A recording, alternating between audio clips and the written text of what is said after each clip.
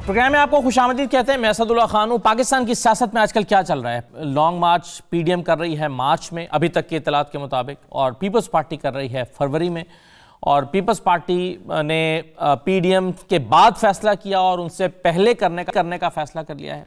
फिर पाकिस्तान की सियासत में क्या चल रहा है? पाकिस्तान की सियासत में फॉरेन फंडिंग केस को लेकर वज़ीर-ए-आज़म से इस्तीफे का मुतालबा चल रहा है। कल मरीम साहबा ने प्रेस कॉन्फ्रेंस की थी। उन्होंने कहा कि प्राइम मिनिस्टर न सिर्फ इस्तीफा दें बल्कि प्राइम मिनिस्टर के खिलाफ कंसीलमेंट ऑफ फैक्ट्स के इल्ज़ाम में वैसे ही मुकदमा चलाया जाए जैसे नवाज शरीफ साहब के खिलाफ चलाया गया था।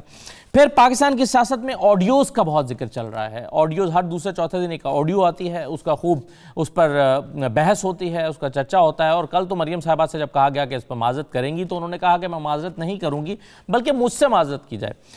इसके अलावा पाकिस्तान की सियासत में डील की बातें चल रही हैं। डील हो रही है, डील नहीं हो रही है। मरीम साहबा से कल सवाल किया, उन्होंने कहा हमें डील की ज़रूरत नहीं है, लेकिन उन्होंने कहा कि मेरे इल्म में भी नहीं है।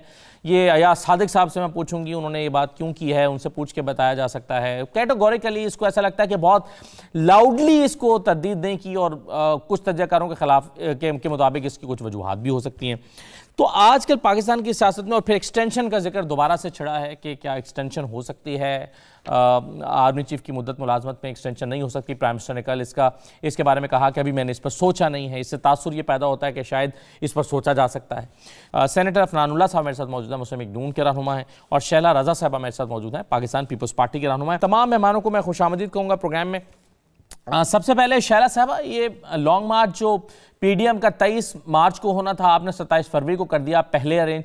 ये अगर आप मिलकर कोई हिकमत अमली बना लेते तो ज़्यादा फोर्सफुल चीज़ ना हो जाती हुकूमत के खिलाफ? अच्छा, अब ये बात बहुत पुरानी हो चुकी है मिलकर, और मैं ये समझती हूँ कि ऑपोजिशन पार्टीज़ अपना अपना किरदार अपने अपने प्लेटफॉर्म से कर रही हैं। नहीं साथ चल सकें, कोई बात नहीं, इंतहाई मुख्तलिफ नज़रियात रखती हैं, तो अब इसका कोई फ़ायदा नहीं है। हाँ, ये ज़रूर हुआ कि ऑपोजिशन की पार्टीज़ में जो है हमने ये बात देखी कि अलग हो के भी उन्होंने पार्लियामेंट में और पार्लियामेंट के बाहर जो भी किरदार अदा किया वो बड़ा वाज़े नज़र आया। और ख़ास तौर पर पाकिस्तान पीपल्स पार्टी को मैं इसलिए नहीं कि मैं ख़ुद इस पार्टी का हिस्सा हूँ, लेकिन मैं मुस्तकिल ऑब्ज़र्व कर रही हूँ कि हम पूरे पाकिस्तान में डिस्ट्रिक्ट लेवल पर मुख्तलिफ मौज़ूआत पर हम मुस्तकिल मुज़ाहरे कर रहे हैं। और अब जो है हम दूसरे फेज़ में जा रहे हैं, और उसमें उस दूसरे फेज़ का भी पहला तो यही होगा कि 10 जनवरी को जो है मुज़ाहरा किया जाएगा। भूख हड़ताल, अलामती भूख हड़ताल जो कल हमने देखी कि असेंबली में जो बिल ये कहते हैं मिनी बजट, उसको वो जब पास करने की बात होगी तो मुज़ाहरा किया जाएगा। तो और दूसरा ये है कि हम कराची से इंशाल्लाह मज़ार क़ाइद से 27 फरवरी को मार्च से पहले मार्च करेंगे। तो ये है, और हमारा एक वाज़ा अपना लाहे अमल है, उस पर हम लेके चल रहे हैं। सही है। शैला साहबा, मैं अगर ये सवाल करता कि जी आप पीडीएम में वापस क्यों नहीं आ रहे, तो शायद आप सही कह रही हैं, पुराना सवाल होता। लेकिन आपने जैसे कि खुद कहा कि अपने अपने प्लेटफॉर्म से अपनी अपनी जिद्दोजहद है। मेरा सवाल यही है कि अपने अपने प्लेटफॉर्म से अपनी अपनी जिद्दोजहद को अगर आप मिलाकर करेंगे तो ताकत ज़्यादा नहीं बन सकती? आप क्या समझती हैं कि इसका फ़ायदा ज़्यादा होगा अगर दोनों ये बाकी जमातें और पीपल्स पार्टी मिलकर हिकमत अमली बना लें? क्योंकि इस पर बात होती रही है कि जी इस पर डिस्कशन की जा सकती है। देखिए, इससे कोई डिनाई नहीं कर सकता कि इत्तेहाद ही में बरकत है और ताकत है, लेकिन हमारे फैसलों को नहीं समझा गया, देर से समझा गया हमारी पार्टी के फैसलों को, और अपने फैसले हमारी गैर मौजूदगी पे थोपे गए। तो उसमें बेहतर ये था कि ज़बानें खोल कर बात की जाए। तो बेहतर यही था कि हम अपना तरीक़ाकार अलग से वज़ा करें, और अल्हम्दुलिल्लाह एक इखलाक़ियात की सतह ऑपोजिशन में मौजूद है, और विद इन द असेंबली जो है काफ़ी दफ़ा जो है वो शहबाज शरीफ साहब को कमांड दी गई है पार्टीज़ की तरफ से। अगर बाहर ये कोई सूरत नहीं बनी तो मैंने वजह बना दी कि अपने फैसले हमारी गैर मौजूदगी में थोपे गए और हमारे फैसलों को नहीं समझा गया। आज अल्हम्दुलिल्लाह हमारे फैसलों को समझा जा चुका है और जो ऐलान हमने बहुत पहले किए थे कि ये नहीं, वो अब किए जाते हैं। तो मैं इसको और ज़्यादा खोल के नहीं बात करना चाहती, क्योंकि मैं नहीं चाहती कि पार्टीज़ के दरमियान जो एक बहुत अजीब किस्म की ज़बानदानी शुरू हो चुकी है मैं करूं। बस लिहाज जो है पॉलिटिकल पार्टीज़ के दरमियान ज़बान का वो यही है कि एक बड़ी पार्टी पे पार्टी के फैसले थोपे गए उसकी गैर मौजूदगी में, और एक बड़ी पार्टी के फैसले जो सबके दरमियान रखे गए थे वो नहीं समझे गए, अब समझे जा रहे हैं। सही है। इस लॉन्ग मार्च का हदफ क्या है, आपका टारगेट क्या है? देखिए, इस वक्त पाकिस्तान पीपल्स पार्टी बड़े वाज़े ये बात कर रही है कि इस हुकूमत को घर जाना होगा और शफाफ इलेक्शन, गोया कि सिर्फ ये हुकूमत ही नहीं, एक पूरा सिस्टम जो कि इलेक्शन पे काबिज हो जाता है और अवाम की मर्जी के बगैर अवाम के गैर मुंतखब नुमाइंदे उन पे थोप कर जो है हुकूमतें बनाई जाती हैं, इसको ख़त्म किया जाए। क्योंकि जितने भी गैर मुंतखब लोग थे, चाहे वो डिक्टेटर हों या इस तरह से लाई हुई गैर मकबूल हुकूमतें, उसमें पाकिस्तान पीछे ही गया है। पाकिस्तान की सिक्योरिटी जो है वो सवालिया हो गई है, पाकिस्तान की मईशत दिवालिया हो गई है। तो आपका हदफ ये है कि पूरी दुनिया में अकेला हो गया है, तो हमें ये करना बिल्कुल सही है। तो सेंटर साहब, अगर पीपल्स पार्टी में कामयाब हो जाती है, सिस्टम जो है एक बात और, सिस्टम जो है उसको आइन के मुताबिक किया जाए, तमाम इदारे अपने हुदूद में रह के काम करें। ठीक है। सेनेटर फरहानुल्लाह साहब, अगर पीपल्स पार्टी कामयाब होती है तो आपको तो लॉन्ग मार्च करना ही नहीं पड़ेगा फिर मार्च में? जी बिस्मिल्लाह रहमान रहीम। देखिए, अगर तो पीपल पार्टी कामयाब होती है तो ये ऑपोजिशन की कामयाबी होगी और मैं इसको अच्छी चीज के तौर पे देखूंगा। मुझे इसमें कोई बुराई नजर नहीं आती। और पीपल्स पार्टी की नाकामी सिर्फ पीपल्स पार्टी की नाकामी होगी? पीपल पार्टी की नाकामी ऑपोजिशन की नाकामी होगी। अगर आप लेकिन देखें, ये जो स्ट्रगल होती है ना, पॉलिटिकल स्ट्रगल, इसके अंदर जो है वो हमेशा आपकी पॉलिटिकल स्ट्रेटजी नहीं चलती। आप मल्टीपल टाइम्स आप ट्राई करते हैं डिफरेंट चीजें और इवेंचुअली आप प्रिवेल करते हैं। उसमें बहुत टाइम लगता है, एकदम से नहीं होता। तो अगर पीपल पार्टी कर रही है तो अच्छी बात है, मैं उनको क्या कहते हैं मुबारकबाद दूंगा। हम भी अपनी करेंगे जद्दोजहद। तो जो इंशाल्लाह मकसद जो है वो उनका भी एक ही है और हमारा भी यही है कि हम जो है इस हुकूमत को जो है वो घर भेजें, क्योंकि मजीद माशी तनज़्ज़ुली जो है वो इस मुल्क के लोग बर्दाश्त नहीं कर सकते। महंगाई इस मुल्क के लोग जो है वो बर्दाश्त नहीं कर सकते। आटा, चीनी, दालें, घी, बिजली, गैस, मतलब हर चीज़ तबाह बर्बादी की तरफ जा रही है। तो वो ज़ाहिर है, क्या कहते हैं, अगर आप रोड पे निकल के किसी बंदे से ही पूछ लें कि क्या उसके हालात हैं, तो वो आपको बताएगा कि वो किस तरह अपना गुजारा चला रहा है। बल्कि मेरे साथ इस तरह हुआ है कि लोगों ने हमें रोड पे रोक रोक के बोला कि खुदा का वास्ते हमारी जान छुड़ा दे, हमसे बड़ी गलती हो गई, हमने वोट डाल दिया था इनको और ये अब अदाब इलाही जो हम पे आ गया है। तो अब जो है हम यही चाहते हैं कि इस मुल्क के अंदर जो है वो अवामी नुमाइंदों की हुकूमत वापस आए, जो अवाम के मैंडेट से आए हों और वो अवाम का इंटरेस्ट प्रोटेक्ट करें, बजाय इसके कि किसी इंडिविजुअल का या किसी एक ग्रुप का। ये बताइए कि 120 दिन के अंदर इलेक्शन कमीशन ने कहा है कि जी मशीनें हमें अरेंज करके दें ताकि हम उस पर इलेक्शन करवाएं, अगर पंजाब के बलदियाती इंतखाबात आप ईवीएम के जरिए चाहते हैं तो। आपके ख्याल में 120 दिन में ईवीएम 2.5 लाख मशीनें ये मुमकिन हो पाएगा पंजाब के इंतखाबात में? देखिए, ये मुमकिन इसलिए नहीं हो पाएगा क्योंकि इसकी मल्टीपल वजूहात हैं। पहली वजह ये है कि पूरी दुनिया में कंप्यूटर चिप जो है उसकी शॉर्टेज है इस वक्त। आप गूगल कर लें, आपको पता चल जाएगा कि और कंप्यूटर चिप की शॉर्टेजेस इसलिए आ गई हैं क्योंकि उनकी जो कोविड की वजह से सप्लाई डिस्टर्ब हुई, एक वजह, और दूसरी वजह जो कार इंडस्ट्री है पूरी दुनिया की, उसके अंदर डिमांड बढ़ गई है क्या माइक्रो चिप्स की। तो अगर आप अपना ऑर्डर आज प्लेस करें, फर्ज करें, तो आपको कम से कम 1.5 साल लगेगा सप्लाई लेने के लिए, और वो भी जरूरी नहीं है कि आपको मिले। तो ये बात जो है वो 2.5 लाख जो मशीनों की बात है, ये तकरीबन जो है फ्रॉम अ सप्लाई परस्पेक्टिव नामुमकिन है। इसके अलावा और भी मसाइल हैं। इसके अलावा एक मसला ये है कि आप कौन सी ईवीएम खरीदेंगे। जो ज्यादातर ईवीएम कंपनियां बनाती हैं वो इजरायली कंपनी है। क्या आप चाहते हैं कि आपके मुल्क की जो सॉवरेनिटी है उसको आप जो है वो कॉम्प्रोमाइज करें और एक इजरायली कंपनियों को जो वाया दुबई या वाया थर्ड पार्टी घूम के आपके मुल्क को सप्लाई करें? क्या आप ये चाहते हैं? फिर इसके अंदर जो इससे भी बड़ा मसला है वो ये है कि आपको डेटा सेंटर डेवलप करना पड़ेगा, आपको मशीनों की लॉजिस्टिक्स करनी पड़ेगी, उनको चार्ज करना पड़ेगा, फिर आपके पास वो सिस्टम होना चाहिए जो सारा का सारा डेटा जो है वो कोलेक्ट करे और एक जगह पे लाके रिजल्ट शो करे, जो कि लास्ट टाइम आपको याद है आरटीएस नहीं चला था। जी चलें इस पर एक, मैं तो आईटी एक्सपर्ट हूं, मुझे तो बिल्कुल ये आपका एरिया ऑफ एक्सपर्टीज है। मेरे साथ अली जैदी साहब मौजूद हैं, पाकिस्तान तहरीक इंसाफ के रहनुमा वफाकी वजीर हैं। अली जैदी साहब बहुत शुक्रिया। सर एक तो ये अभी बात हो रही है ईवीएम की, जरा एक कमेंट उस पर कर दीजिए, फिर दो तीन चीजें मैं आपके सामने इंपॉर्टेंट रखना चाहता हूं। एक तो ये बता दीजिए कि ईवीएम 120 दिन में 2.5 लाख मशीनों की प्रोक्योरमेंट क्या मुमकिन है? जो इलेक्शन कमीशन ने आपसे कहा है कि अगर आपने पंजाब में बिल मंजूर कराया है कि इंतखाबात कराने हैं ईवीएम के जरिए से, तो फिर हमें मशीनें मुहैया कर दें, तो क्या आप उनको मशीनें मुहैया करके देंगे? मेरे ख्याल में ये सवाल का बेहतर जवाब शिबली फराज साहब जो कि डायरेक्टली इसको देख रहे हैं वो बेहतर दे सकते हैं। अगर उनसे पूछ लिया जाए तो बेहतर है, बिकॉज उनका डोमेन है। अली जैदी साहब, ये मरियम नवाज ने भी बराह रास्त इल्जाम लगाया, टेलीविजन पर भी खबरें चल रही हैं कि मुमताज असलम साहब जो हैं उनको ठेका दिया गया और ये आपकी पार्टी को फंडिंग करते रहे, तो ये कॉन्फ्लिक्ट ऑफ इंटरेस्ट है। पहली बात तो ये है कि उनका नाम मुमताज असलम नहीं, मुमताज मुस्लिम है। मुमताज मुस्लिम, जी सही, बिल्कुल। दूसरी बात ये है कि एक बिल्कुल ट्रांसपेरेंट बिडिंग प्रोसेस हुआ है, उस ट्रांसपेरेंट बिडिंग प्रोसेस के थ्रू आप चले जाते हैं जी, जिसको भी करना था।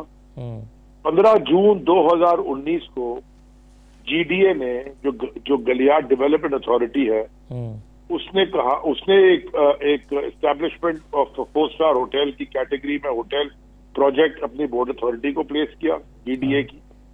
24 जनवरी 2020 को प्रोजेक्ट इश्तेहार हुआ, सारे पाकिस्तान के लीडिंग अखबारात में और उनकी वेबसाइट पे थी। 20 फरवरी 2020 एक प्रीपेड की जो इन्वेस्टर वो जो मीटिंग होती है प्रीपेड मीटिंग हुई। 2 मार्च 2020 को 8 फर्म्स ने प्रोजेक्ट के लिए अप्लाई किया। 4 फर्म्स प्री क्वालिफाई हुई और 4 फर्म्स डिसक्वालीफाई हो गई क्योंकि वो उन्होंने क्राइटेरिया मीट नहीं किया। 26 नवंबर 2020 को आरएफपी डॉक्यूमेंट टेक्निकल बिड्स का इशू हुआ जिसमें वो जो 4 प्री क्वालिफाइड फर्म्स थी उन्होंने ले लिया।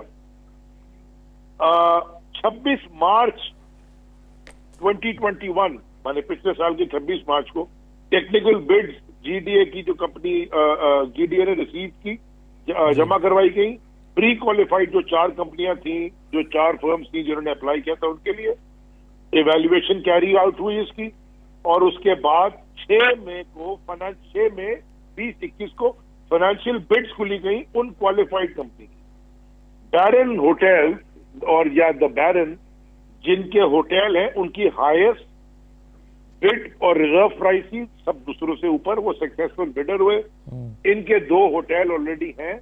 पहले एक जमाने में दुबई में भी होता था लेकिन आज 2 होटल हैं, एक काबुल में है जो कि बहुत पुराना है, मेरे ख्याल में पता नहीं 8, 10, 12 साल से, और दूसरा करबला में है बैरन होटल के नाम से जो पूरे इराक में एक ही 5 स्टार होटल। वो उनकी बिड सबसे ज्यादा थी, उनको बिड मिल गई और उनको ये कॉन्ट्रैक्ट अवार्ड हो गया। इसमें जरा मुझे कोई इंसान ये समझा दे, इंक्लूडिंग ये मोहतरमा जो टीवी के ऊपर आके रोज प्रेस कॉन्फ्रेंस करती हैं, कि इसमें फेवर क्या है। वो 15 लाख रुपए साल की वो जीडीए को वो गलियार डेवलपमेंट अथॉरिटी को रेंट मिलता था। अभी तकरीबन अभी जो टोटल पेड अमाउंट है वो 852 मिलियन रुपीस है जी। तो ये अगर ये इसमें पाकिस्तान के अंदर कोई बाहर से इन्वेस्ट करता है आके थ्रू अ प्रोसेस, बिल्कुल ट्रांसपेरेंट बिडिंग मैंने आपके सामने रख दिया। सही है, तो चाहे वो पार्टी का कारकुन ही क्यों ना हो, कोई उसको फंड करने वाला ही पार्टी का कारकुन, मेरी बात सुनिए, पार्टी का कारकुन नहीं, पार्टी का अगर पार्टी को किसी ने डोनेशन दी है ओवरसीज पाकिस्तानी ने अपनी मर्जी से जी, तो आप उसको क्या करेंगे पाकिस्तान, और हम जबरदस्ती पकड़ के दुआएं हाथ जोड़ के करेंगे इस मुल्क में, हमारे मुल्क में बाहर ओवरसीज पाकिस्तानी इन्वेस्ट करें ताकि दूसरे लोग भी इन्वेस्ट करें। देखिए पहले आपके अपने लोग इन्वेस्ट करेंगे फिर आप किसी बाहर वाली कंपनी को बोलोगे। तो जब आपके इन्वेस्टर्स यहाँ पे आ रहे हैं और एक ट्रांसपेरेंट बिडिंग प्रोसेस के थ्रू यहाँ तक पहुंच रहे हैं, उनके साथ अगर ये करना है तो फिर तो माशाल्लाह कौन आएगा इस मुल्क में इन्वेस्ट करने। ये जो आप ना भूलें कि शैला रजा आपको इसकी गवाही देंगी और आप आर्काइव में क्लिप निकाल लें या बीबी शहीद की किताब निकाल लें, वो तो कहती थी ओसामा बिन लादेन ने पैसे दिए उनको। हाँ। तो वो भूल गए और बैठ के प्रेस कॉन्फ्रेंस कर रही है मोहतरमा। और नहीं, मगर उसमें तो ये जो कल प्रेस कॉन्फ्रेंस हुई है उसमें उन्होंने ये मुतालबा किया है अली ज़ैदी साहब कि इसको चूंकि ये पैसा जो फॉरेन फंडिंग हुई है इसको मुंतखब हुकूमत को आने के लिए कंटेनर पर इस्तेमाल किया गया, इस वजह से आप पर रोजाना की बुनियाद पर केस चलना चाहिए, कंसीलमेंट ऑफ फैक्ट का भी केस चलना चाहिए, और जैसे नवाज शरीफ के खिलाफ चला, इस पर क्या कहेंगे आप? ये कोई अगर कोई अक्लमंद मंतक होती तो मैं इसका जवाब देता। एक पॉलिटिकल पार्टी है, उस पॉलिटिकल पार्टी को ओवरसीज पाकिस्तानी, इस पॉलिटिकल पार्टी ने का लीडर इमरान खान है, जिसके ऊपर ओवरसीज पाकिस्तानी उनके हर कॉज में क्योंकि ट्रांसपेरेंट होता है, यकीन रखते हैं, चाहे वो शौकत खानम हो, चाहे नमल कॉलेज हो, चाहे पॉलिटिकल पार्टी हो, क्योंकि उनकी क्रेडिबिलिटी है।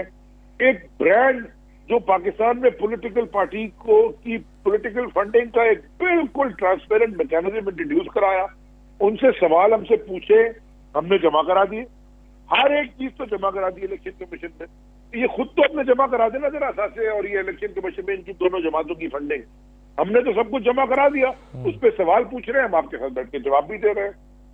सही है, आपने एक स्पेसिफिक सवाल पूछा, हम उसका भी जवाब दे रहे हैं। इनसे पूछे जरा, ये भी जरा जमा करा देना।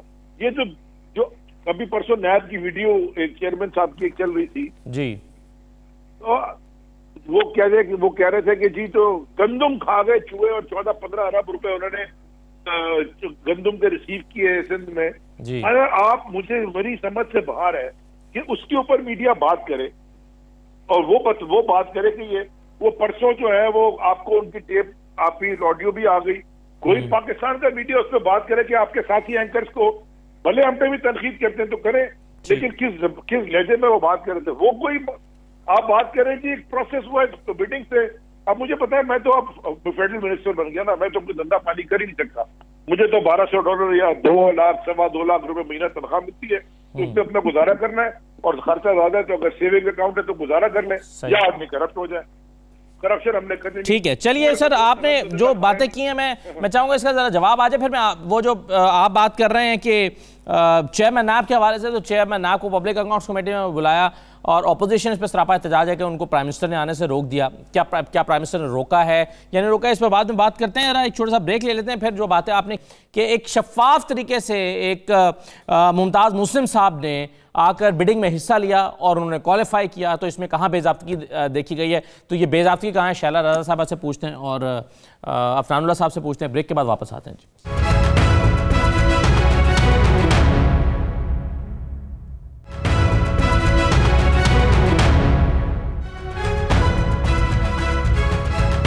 दोबारा खुशामद कहते हैं। शैला रज़ा साहब, आपको भी एतराज़ है मुमताज़ मुस्लिम साहब को होटल का ठेका देने पर, क्योंकि अभी अली ज़ैदी साहब की बातें आपने सुनी, वो कह रहे हैं कि एक ओपन बिडिंग ऑफर की गई, उसमें लोगों ने बिडिंग में हिस्सा लिया, एक साहब ने सबसे ज़्यादा बोली देकर उसको क्वालिफाई किया, तो इसमें आपको कहाँ अदम शफाफियत नज़र आती है? अगर आप इस तरीके से चलेंगे कि किसी ने अगर पार्टी को फंडिंग की है और वो बिजनेस में इन्वेस्ट नहीं कर सकता पाकिस्तान में आकर, तो फिर तो बहुत सारे लोगों को आप इस कैटेगरी से निकाल देंगे कि वो बिजनेस में हिस्सा लें। देखिए, जो ऑब्जेक्शन रेस किया गया है PMLN की तरफ से, उस एक ऑब्जेक्शन है, और इस तरह के बहुत सारे ऑब्जेक्शंस PTI ने मुख्तलिफ जमातों पे लगाए हैं, और अब वज़ीर आज़म को ये कहना पड़ रहा है कि करप्शन हम साबित नहीं कर सके। और तो इसी तरह दूसरी जमातों का भी राइट है, जब वो ये देखते हैं कि खुसरो बख्तियार को और जहांगीर तरीन साहब को सबसे ज़्यादा सब्सिडी दी गई, जब वो ये देखते हैं कि दूसरों की तो गंदम सूबों की, जिस सूबे ने खुद इंडिकेट किया कि इधर करप्शन हुई है और उसकी पहले एंटी करप्शन ब्रांच गई, उसको तो आप ये गवर्नमेंट ने रिपोर्ट किया था कि ब्यूरोक्रेसी कह रही है कि चूहे खा गए, आपने नहीं किया था, ये हमने पकड़ी थी करप्शन, उसको तो आप कह रहे हैं कि इस पे डिबेट होनी चाहिए। और मुल्क में उतरते ही गंदम 2 महीने में कहाँ गायब हो गई, और वो जो कमीशन बना था उसके रिपोर्ट्स कहाँ हैं, उस पे बात नहीं होनी चाहिए, क्योंकि ये रियासत मदीना के खिलाफ बात होगी। तो बात यह है कि सवाल होते हैं जब इस तरह से होता है। और रही बात ऑडियोज की, तो अगर अमंग द पार्टी कोई बात हो रही है जिस तरह से भी हो रही है, वो एक अलग बात है। असल बात यह है कि साबिक वजीर आला खटक साहब ने तो इस जलसे में सहाफ़ियों के साथ जो किया, आपके तो फवाद साहब ने चमाट खींच के मार दिया था सहाफ़ी को। आपके ज़माने में जो सहाफ़ियों के साथ हुआ है कि बड़े बड़े सहाफ़ी अपना यूट्यूब चैनल खोल के बैठ गए और लोगों ने, सहाफ़ियों ने पकड़ों की जो है अलामती स्टॉल लगाया असेंबली के सामने। इतना तो बुरा किसी भी ज़माने में सहाफ़त के साथ नहीं हुआ। और जो सूरत हाल इस वक्त मईशत की है, जो कुछ हमने मज़ीद देखा कि रिंग रोड में किन किन लोगों के नाम आए, कुछ नहीं हो रहा, PIA किस तरह बर्बाद की गई, सवाल तो बनते हैं ना। इसमें ये कहना कि हम पे बात न की जाए ये गलत है। और क्योंकि हमें भी शौक़ है कि भाई वो जो फालूदे वाले हैं, छोले वाले हैं, पापड़ वाले, उनको टीवी पे लाया जाता तो वज़ीर आज़म को जाते वक्त ये परेशानी ना होती कि मैं किसी पे करप्शन ना साबित कर सका। तो जमहूरियत नाम ही सवाल उठाने का है, बदज़बानी करने का नहीं है। सही है। चलें अफनान साहब, पहले तो आप इस बात का जवाब दें। और एक बात आपने कही थी, और एक बात आपने कही थी कि ये जो जद्दोजहद हो रही है, देखिए हर जद्दोजहद जो है, मैं तारीख की और सियासत की तालिब इल्म हूँ, हर जद्दोजहद अपना इम्पैक्ट ज़रूर रखती है। और ये जद्दोजहद जो इस वक्त हो रही है, ये महंगाई बेरोज़गारी के ख़िलाफ़ है, तो ये अपना ज़रूर इम्पैक्ट रखती है। बिल्कुल सही है। अफनान साहब, ज़रा मुझे एक चीज़ सिर्फ छोटी सी बता दें कि ये तो हज़ारों लोग होंगे पाकिस्तानी, बैरून मुल्क मुकीम पाकिस्तानी, जिन्होंने PMLN को फंड किया होगा, जिन्होंने पार्टी फंडिंग में PTI को पैसे दिए होंगे। क्या आपके ख्याल में इन तमाम लोगों को, जिस पार्टी की हुकूमत है, फिर उनको माजी में अगर किसी ने भी फंडिंग की है तो वो पाकिस्तान में इन्वेस्ट नहीं कर सकता, बिडिंग प्रोसेस में हिस्सा नहीं ले सकता? ये प्रेसिडेंट सेट हो जाना चाहिए। पहली बात तो ये है कि पाकिस्तान का कानून इस बात की आपको इजाज़त ही नहीं देता कि आप किसी से बाहर जाके पैसे ले लें। ये पॉलिटिकल पार्टीज का आप लॉ जाके पढ़ लें, आप बाहर जाके किसी कंपनी से पैसे ले ही नहीं सकते। आप बाहर जाके तो छोड़े, इंडिविजुअल से ले सकते हैं, कंपनी से पैसे नहीं ले सकते। इंडिविजुअल से ले सकते हैं, मगर इन्होंने वूटन क्रिकेट लिमिटेड कंपनी है जनाब, टेक्सास कंपनी है आपकी, क्या कहते हैं, ये पूरी लिस्ट है कंपनी। फिर उसके अंदर इंडिविजुअल्स का नाम है, जिनका नाम उनमें इंडियन नेशनलों का नाम है। ये मैं नहीं कह रहा, आप रिपोर्ट 229 पेजेस की रिपोर्ट है, आप खोल के उसको देख लें और आपको पता चल जाएगा कि उसके अंदर क्या है क्या नहीं है। तो अब उसके बाद भी अगर आप कहें कि ये सब कुछ ठीक है, तो आप मुझे बताएं, कल को कोई जाके बाहर पॉलिटिकल पार्टी बनाए, बाहर से इकट्ठे करे पैसे और पाकिस्तान में लाके जो है वो कंटेनर पे चढ़ जाए और कहे कि सारा मुल्क बुरा है। चलिए, मैं दो तीन चीजें ज़ैदी साहब के सामने रखना चाहता हूँ। ज़ैदी साहब, एक तो सर ये बताइए कि प्राइम मिनिस्टर ने जो कहा कि हम एहतसाब का जो हमारा वादा था वो पूरा नहीं कर सके, क्यों नहीं हो सका आपके ख्याल में, क्यों नाकामी हुई है इसमें? ये अगर आप समझें कि पूरा नहीं, कहीं कहीं पूरा हुआ और कहीं कहीं पूरा नहीं हुआ। बहुत सारी, अगर आप कहें कि मुकम्मल एहतसाब हो गया पाकिस्तान में, मेरे ख्याल में वो बिल्कुल ठीक कह रहे हैं प्राइम मिनिस्टर, मुकम्मल एहतसाब नहीं हुआ। कहाँ हमारा हुआ मुल्क, मैं खुद ही आपको बता दिया ना, इसी नाब ने 14-15 अरब रुपए की जो गंदम चोरी हुई है वो निकाल के और उनके अकाउंट में जमा कराई, तो वो एहतसाब नहीं हुआ तो क्या हुआ? देखें, बहुत सारी जगह पे हुआ। हम ही ने बनाई शुगर की कमीशन की रिपोर्ट, हमारे ही बड़े सीनियर लीडर थे जहांगीर सलीम, हम ही ने बनाई वीट कमीशन की रिपोर्ट, हम ही ने बनाई अपनी हुकूमत के अंदर ऑयल, वो जो पेट्रोलियम की जो रिपोर्ट, ये हमने बनाई है। मुशर्रफ जो डिक्टेटर थे वो भी नहीं कर सके थे, हम ही ने बना के पब्लिक की है। देखिए, बात सुनिए, जब एक माशरे के अंदर करप्शन आम, मतलब एक वे ऑफ लाइफ बन जाए ना, कि ये तो होता ही है, इसके बगैर तो काम नहीं होता, तो देयरफॉर ये एहतसाब का जो अमल हम करना चाहते थे वो शायद उस स्पीड पे नहीं चल सका जिस स्पीड में हम चाहते थे। लेकिन इसका ये मतलब तो नहीं कि हम गिव अप कर देंगे, हम इसको पुश करते रहेंगे एजेंडा को। ये हमारा एजेंडा है, हमारी पार्टी की। यहाँ तो आपको याद है कि ये वही मुल्क है जहाँ जजेस की रिकॉर्डिंग भी लीक हुई है और बात कर रहे हैं कि सजा कैसी देनी कैसी नहीं देनी। ये अभी जाली एफिडेविट भी नजर आ रहे हैं आपको। मैंने देखें, माशरे का हाल तो देखें ना आप, यहाँ क्या पुलिस वाले ईमानदार आपको नजर आते हैं? यहाँ खुद लोग अपने बच्चों के कहते हैं, पुलिस वाले रोक देते 1000-1500 रुपए देके जान छोड़वा लो। खुद पेरेंट्स औलाद को करवा रहे होते हैं, क्योंकि माशरे के अंदर करप्शन ऐसे घुस चुकी है रूट्स में, तो इस माशरे को साफ करने में टाइम तो लगेगा। लेकिन अगर आप ये कहें कि जी हम गिव अप कर गए, ये बिल्कुल बात ठीक नहीं है। जहां तक उन्होंने बात की, मेरे दोस्त ने भी पाकिस्तान मुस्लिम लीग अफनान साहब ने, जी उन्होंने बात, जी अफान साहब ने, सेनेटर साहब ने, उन्होंने जो बात की, मैं उनकी बात की थी। उन्होंने एक बड़े मजे की बात ये की कि हम कंटेनर पे, मुझे सिर्फ ये जो पूरा केस था मुमताज मुस्लिम का, ये मैं इनकी बात से 100% एग्री करता हूँ। हमने खड़े होकर कहा मुझे इसमें कॉन्फ्लिक्ट तो दिखा दें कहाँ है। देखिए ना, अगर कॉन्फ्लिक्ट ऑफ इंटरेस्ट होता कि उनको कोई आउट ऑफ द वे जाके फेवर करते, अगर उनको कोई out of the way favour एक जगह भी किया तो कॉन्फ्लिक्ट हो गया। कॉन्फ्लिक्ट ऑफ इंटरेस्ट जब पैदा होता है जब किसी को पोजीशन ऑफ पावर में जाके out of the way favour करे। Out of the way favour तो किया ही कोई किसी ने नहीं है, प्रोसेस के थ्रू गए हैं। अभी मैं फेडरल मिनिस्टर हूं ना, बड़ी अच्छी तरह जानता हूँ मुमताज मुस्लिम साहब को। मुझे तो पता चला जब वो बिड जीत गए और उन्होंने लॉन्च करने लगे तो मैं कह रही है मैं करने जा रहा हूँ। मुझसे तो उन्होंने कभी बात नहीं की। अगर मेरे वो अच्छे वाकिफ है, मुझसे तो कभी बात नहीं की। खान साहब के भी वाकिफ है। जब पूरा प्रोसेस उन्होंने मुकम्मल कर लिया, फिर उन्होंने अनाउंस किया हिल्टन होटल को मैं लेके आ रहा हूँ रसिया गली में, कुछ बड़ा काम हो रहा है पाकिस्तान के लिए, एक अच्छा चेन आ रहा है पाकिस्तान में होटल का। आपको पता है कि किस तरह इस वक्त नॉर्दर्न एरियाज के अंदर यहाँ लोकल टूरिज्म कितना बढ़ रहा है। जी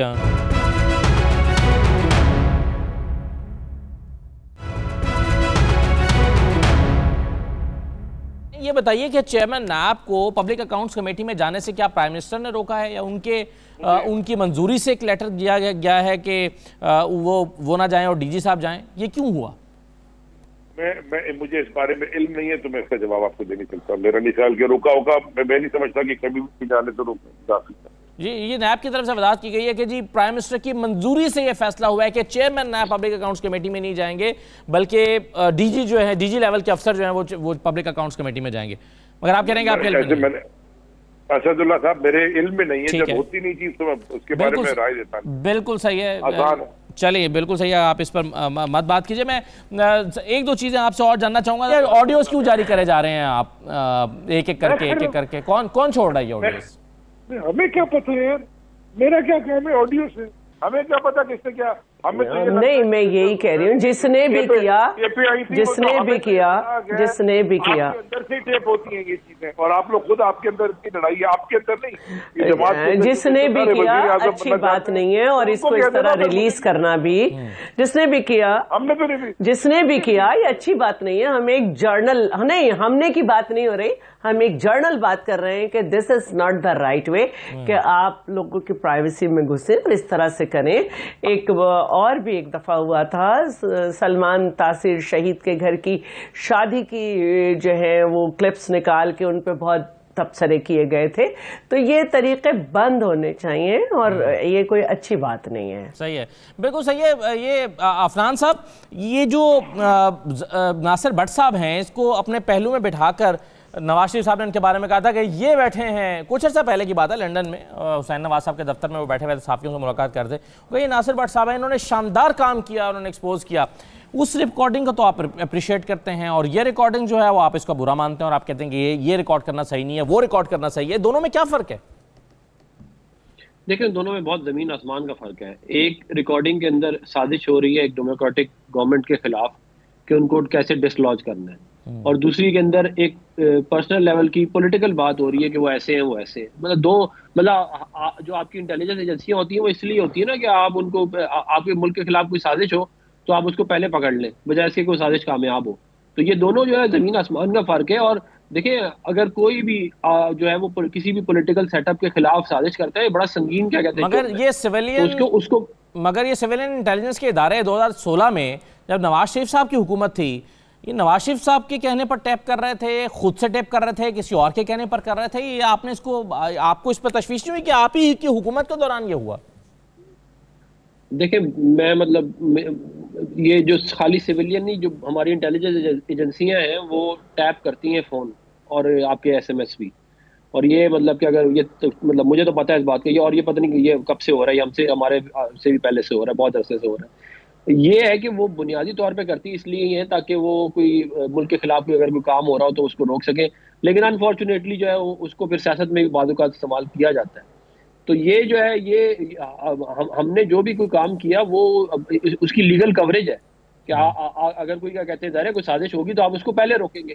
लेकिन अगर आप और मैं बात कर रहे हैं, मैं और शैला बात कर रहे हैं, और हम कह रहे हैं फलाना वैसा है, ये तो आप मेरी प्राइवेसी को इन्फ्रिंज कर रहे हैं। हमने कोई साजिश तो नहीं की ना किसी के खिलाफ। नहीं सर, मगर देखें ना, आप देखें आपके सामने वो अरशद मलिक साहब मरहूम हो गए, उनका एक बयान हल्फी मौजूद है जिसमें उन्होंने कहा कि मुझे मदीना मुनव्वरा में बिठाकर और मुझे मेरी वीडियोस दिखाई गई जो मेरी प्राइवेट पार्टी की थी, और उसकी बुनियाद पर मुझ पर दबाव डाला गया और मुझे कहा गया कि ये आप करें। उनका बयान हल्फी ऑन रिकॉर्ड है। तो वीडियोस से किसी को ब्लैकमेल करना, ये बयान हल्फी नहीं है उनका। ये बयान हल्फी है उनका? गलत नहीं, ये उनका बयान हल्फी है अरशद मलिक साहब का, आपके इल्म में शायद नहीं है सर। नहीं, उनका मेरी गुजारिश सुन ले। उनका बयान हल्फी ये है कि मुझे बुलाया गया, मुझे एक वीडियो दिखाई गई जो मेरी बहुत, जब मैं डिस्ट्रिक्ट जज था मुल्तान में, तब की वीडियो थी। और उसको देख के बाद मुझे कहा गया कि आपने ये फैसला देना है, अगर आप ये फैसला नहीं देंगे तो फिर आपकी ये वीडियो हम लीक करेंगे, ये उन्होंने कहा। नहीं, उसके बाद जो वो पूरा नहीं देखे ना, उसके बाद जो पूरा उनका वो एपिसोड है जिसमें वो तफसील से बताते हैं कि मुझे वहां पर प्रेशराइज किया गया बिठाकर मदीना मुनव्वरा में, और मेरी नवाज शरीफ साहब से मुलाकात करवाई गई, वहां पर मुझे प्रेशराइज किया गया। उनकी बयाने उनका बयान है, उन्होंने ये बात मानी है कि उन्होंने गलत फैसला दिया और ये बगैर किसी उसके दिया है। उन पे दबाव हमने नहीं डाला था। नहीं, उन पे तो दबाव उन्होंने डाला था जब उन्होंने फैसला लिया। आप कह रहे हैं वो जो आप कह रहे हैं वो मरियम साहबा का मौकिफ है, ये अरशद मलिक का मौकिफ नहीं है उनके बयान हल्फी में। ये मरियम साहबा का मौकिफ है, मलिक साहब का, ये उनकी जो वीडियो मलिक साहब का मौकिफ है। नहीं सर, देखें दो चीजें हैं। एक मरियम सर, एक मरियम नवाज ने वीडियो दिखाई थी प्रेस कॉन्फ्रेंस में, यही तो बात उस वीडियो में बताई गई है कि भाई मेरी वीडियो थी, मैं क्या करता, मैं फैसला ना देता तो मैं क्या करता, यही तो वो कह रहे थे। ये वो वीडियो लीक है जो नासिर भट्ट ने बनाई, और एक उनका बयान हल्फी है वो अलग है। तो इसमें अब आप मुझे बताएं ना, साजिश है ना, क्या कहते हैं, ये तो आर्टिकल 6 लगता है इसके ऊपर। आप एक डेमोक्रेटिकली इलेक्टेड गवर्नमेंट के खिलाफ साजिश करेंगे, आप उनको डिसलॉज करने की कोशिश करेंगे अनकॉन्स्टिट्यूशनल मीन्स के थ्रू, तो वो तो रोकने हैं आपने। अली जैदी साहब, आपको काम ये बताइए कि ये ऑडियोज और वीडियोस की सियासत होनी चाहिए, जिससे पाकिस्तान की सियासत को इसने मजीद गदला नहीं कर दिया। और वो फिर मैं, अगर आप कहें तो मैं सुनवा भी देता हूं जो कैप्टन सफदर साहब ने कुछ अर्सा पहले कहा कि ऐसी वीडियोस करके गुलाब से आंखें धोनी पड़ेंगी। तो ये डरा कर वीडियोस को रोक के रखना, ये सियासत में सूट करता है? सुनिए उन्होंने क्या कहा था। बड़े बड़े लोगों की फिल्में भी आएंगी, कोई स्विमिंग पूल में गिरा हुआ है, कोई स्विमिंग पूल से बाहर है, कोई वॉशरूम में गिरा हुआ है, कोई किधर गुमा हुआ है। फिल्म का डायरेक्टर एक मजलूम पाकिस्तानी है, वो ये चाहते हैं इस निज़ाम से जान छूटे। कहाँ जाएगा सर ये ऑडियो वीडियोस वाला मामला, जैदी साहब? देखें, ये तो आपने सवाल का खुद ही जवाब दे दिया, और जो मेरी बहन शहला रजा फरमा रही थी थोड़ी देर पहले कि ये नहीं होना चाहिए, तो वो खुद ही देख लेंगे कौन ये इसको प्रोपोगेट कर रहा है। मैं बिल्कुल अग्री करता हूँ कि ये आप पॉलिटिक्स करें, आपका मौक़िफ़ दूसरी पार्टी के मौक़िफ़ से फ़र्क होता है, दुनिया भर में होता है। लेकिन ये भी मुझे पता है कि, और आपको पता भी है कि ये पहली दफ़ा नहीं है। ये जो ऑडियो लीक्स है ये और जो रिकॉर्डिंग्स हैं, इस पे अमेरिका के एक प्रेसिडेंट ने इस्तीफा दिया था, निक्सन, जो कि बड़ा स्ट्रॉन्ग प्रेसिडेंट था।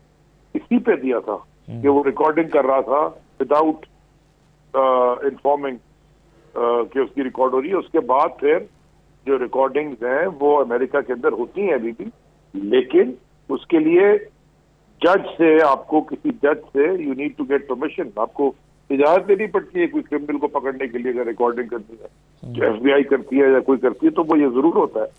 लेकिन ये पॉलिटिक्स के अंदर मेरे ख्याल में, आपकी बात से मैं मुत्तफिक हूँ, ये ठीक नहीं है, ये नुकसान ही होगा इससे पाकिस्तान। शुनीद है कि कुछ और ऑडियोज हैं जो आने वाली हैं, इस तरह की कुछ खबरें हैं आपको? है वो डरेगा जी। सही है, चले एक छोटा सा ब्रेक ले लेते हैं जी। प्रोग्राम में वापस आते हैं तो मजीद बात करते हैं, हमारे साथ रहिए।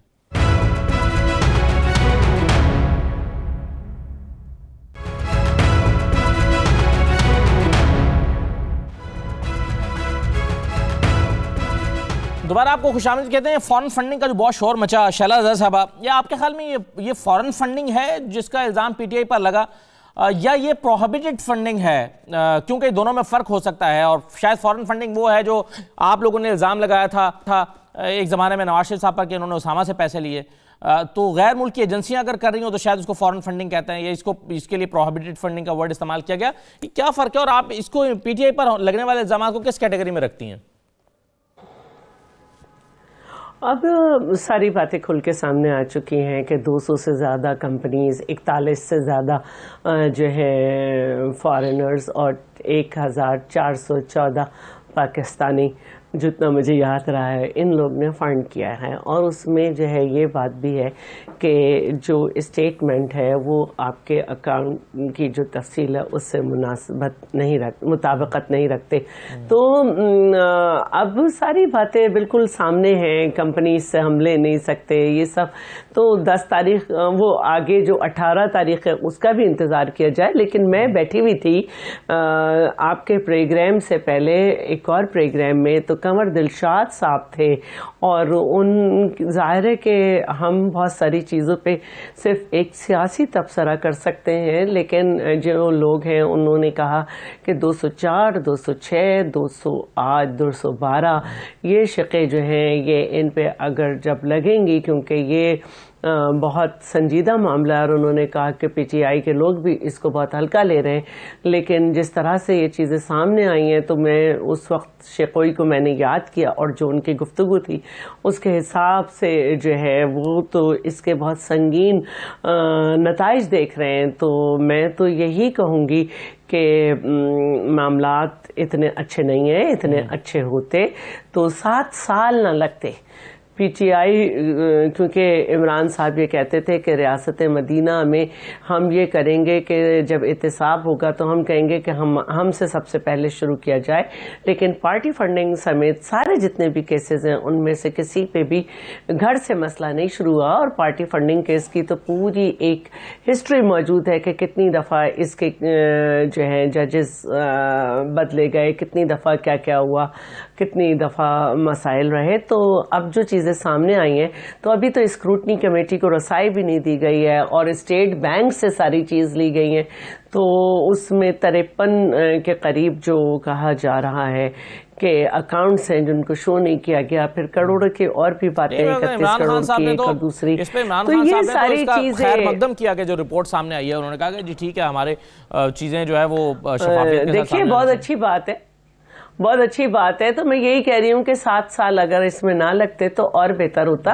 तो अब हमें तो यही देखना है कि आगे कोर्ट में किस तरह चलता है। और कमर दिलशाद जो है वो ये भी कह रहे थे कि कोई भी पार्टी जो है इसके खिलाफ अगर कोर्ट में चली जाए तो उससे भी बहुत संगीनी, यहाँ तक कि उनका कहना था कि पार्टी से उसका निशान भी लिया जा सकता है और पार्टी के फंड भी जो हैं वो जब्त हो सकते हैं। वो 204 को बहुत ज़्यादा फोकस कर रहे थे। तो मैं उनकी कही हुई बात को ही रख सकती हूँ और मैं जो सियासी बात करूँगी वो यही करूँगी कि 7 साल इसमें नहीं लगने चाहिए थे, इतने स्टे हुकूमत को नहीं लेने चाहिए थे अगर मामला इतना ही शफाफ था। सेनेटर अफनान साहब, दो चीजें डिक्लेरेशन जो है इमरान साहब की उसको भी नहीं समझा जा रहा। ठीक है, बिल्कुल सही है। अफनान साहब, 2 चीजें मुझे आपसे पूछनी है। एक तो जो जुलाई 2009 की है। जी ठीक है।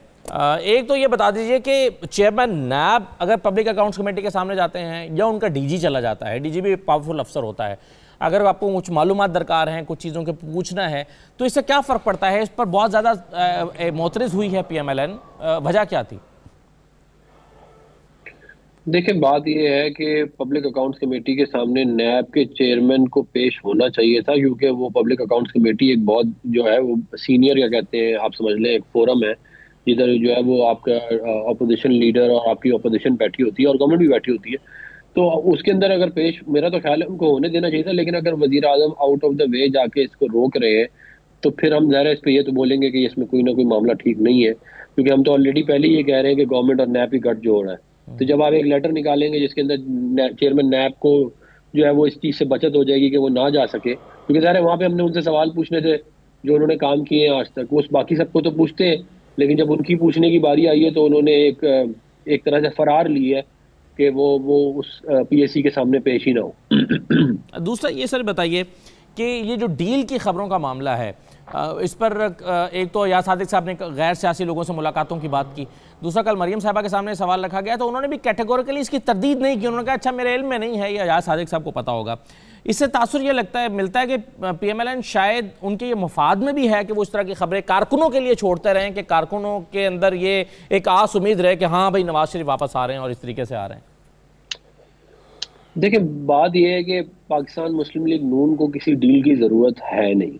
जब आपने देखा है कंटोनमेंट के लोकल बॉडीज के इलेक्शन हुए, हमने स्वीप किया, हमने बाय इलेक्शंस के अंदर सबसे बड़ी पार्टी PMLN बन के सामने आई। पंजाब में जितने बाय इलेक्शंस हुए हैं तो एक के अलावा सारे हम जीते। उसके बाद जो है अगर कोई ये कहे कि जी हम तो ये कहते हैं कि भाई आप फ्री एंड फेयर इलेक्शन कराएं, तो जब फ्री एंड फेयर इलेक्शन होगा हम वैसे ही जीत जाएंगे। डील की जरूरत उसको होती है जो खुद ना जीत सके और वो किसी से फेवर ले के भाई अपना रिजल्ट चेंज करवाएं, RTS बढ़ाएं या जो भी करना है ताकि हमें जितवाया जा सके। सही तो हम क्यों डील यहाँ इलेक्शन लड़ने के लिए डील की नहीं बल्कि वापस आने के लिए डील की बात हो रही है। बहुत शुक्रिया सेनेटर अफनानुल्लाह साहब प्रोग्राम में शिरकत करने के लिए। शैला साहबा और अली जदी साहब बहुत शुक्रिया। इजाज़त दीजिए, अल्लाह हाफिज़।